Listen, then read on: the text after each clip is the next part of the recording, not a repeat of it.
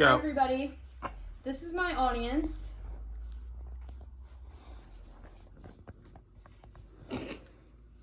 So today, And you, show yourself. Today I'm going to be talking about why every kid needs to learn how to swim. The summer of 2004 would be a summer to remember for the Carper family, but unfortunately it will not be in a good way. So my mom grew up with their family, they were childhood friends, and in 2003 they had their second baby, who is right there. In the summer of 2004, just after his first birthday, there was an accident and he ended up in the pool and ultimately drowned. He was resuscitated, but 11 days later he passed away due to the damage that happened to his brain.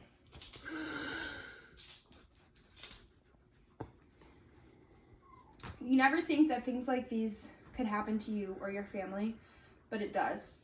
And this is why, because this is such a preventable thing and swimming also has so many other benefits, this is why I think that all children should learn how to swim. So when it comes to swimming, safety is obviously the number one concern, although there are many other benefits to swimming. According to the Center for Disease Control and Prevention, fatal drowning is the leading cause of death in children ages 1 to 4, and the second leading cause of unintentional injury death for children ages 5 to 14. So you may be wondering how this is such a common occurrence, a common accident that happens, and that is because it happens completely silently. So in other case scenarios where there's injury or sickness or something, the child usually makes noise. There will be some kind of signs that something is wrong, but in this case, it's completely silent. And it also only takes 2 minutes for serious damage or death to occur.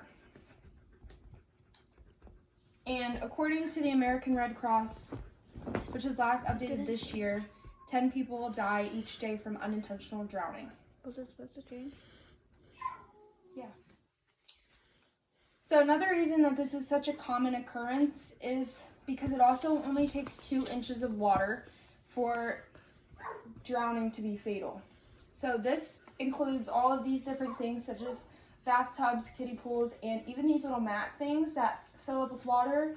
Even though it's shallow, when people are sitting in it and in the grass, it gets to be more than a couple inches. And most people don't think about that when they leave their kid, and then it happens so quickly that there's really no time to react. According to the Upper Valley Aquatic Center, which was last updated May of 2023, swimming lessons reduce the risk of drowning by 88%. So my next reason that kids should learn how to swim is because of the health benefits. So swimming is a very healthy activity. Sports and stuff in general are really good for young kids to learn so they can practice a healthy lifestyle and things like that. But swimming in particular is a good sport because it works all of these muscles that are shown in the diagram, and it's also very good for the lungs and increasing lung capacity. Also, it is very good on the joints, which I'm going to talk about next. Come on, let's go. Excuse that noisy guest. According to the Upstate Splash last updated in 2023, because swimming is a low-impact exercise, it can be great for avoiding injury. So not only is it good for the joints staying off of your feet and things like that, it also prevents collisions and concussions from things like soccer and football, where you're constantly running into each other. And concussions can be really bad for kids because their brains are not fully developed. So swimming, you're surrounded by water, you're not on your feet, so there's less room for injury. So like most sports, starting young helps you build a good foundation. The longer time you have to practice, the longer time that you have to build skills, and the more opportunities that you can have in the future, whether that be if you want to join in high school, college, or even get a professional level. The longer that you've been doing it and the more time you have to practice, the more time you have for skills to be built.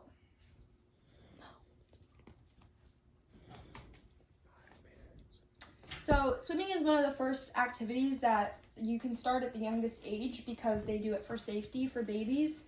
And not only are babies learning these like life-saving skills, they're also learning different socialization skills. So this is one of the first times they're going to be out and about like with all these other kids and their instructor. So they have to learn how to socialize with their instructor. They can learn how to start to follow simple tasks and stuff by learning how to do their swimming techniques. And obviously they're not making friends at this age, but they have the opportunity to socialize with other babies their age, which is a good thing for their development.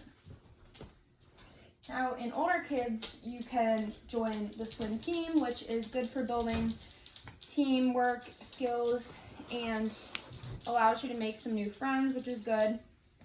According to Upstate Splash, when kids participate in swim lessons or are in a swim team, they become a part of a community of like-minded individuals. So this is really helpful for kids to start to figure out their personalities and things like that.